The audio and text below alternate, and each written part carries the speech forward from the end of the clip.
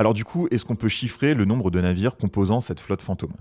C'est difficile, mais on serait aux alentours de 1000 navires actuellement, alors qu'on était plutôt à 200 en 2022. Donc cette croissance montre aussi à quel point c'est quelque chose d'important pour la Russie. Et actuellement, environ 350 navires ont déjà été sanctionnés. Et pour vous donner un ordre de grandeur, parce que vous devez vous demander si c'est beaucoup ou pas, ces 1000 navires représentent environ 20% de la flotte mondiale de navires pétroliers. Donc oui, c'est beaucoup. Et en juin 2024, ça représentait environ 4 millions de barils par jour, soit 65-70% des exportations de pétrole russe qui partent par la mer. On a aussi des estimations qui donnent des chiffres d'augmentation de passage de navires fantômes à certains points des routes maritimes mondiales et qui comparent la première moitié de l'année 2022 à la première moitié de l'année 2024. C'est plus 277% passant par les détroits du Danemark, plus 355% pour le passage entre la France et le Royaume-Uni, plus 649% pour le canal de Suez, plus 151% pour le détroit de Malacca et plus 351% pour le détroit de Corée. Et encore une fois, ces chiffres montrent l'importance de la flotte fantôme pour l'économie russe. Et sur ce graphique, vous pouvez voir l'évolution entre avril 2022 et avril 2024 par zone maritime en barils par jour.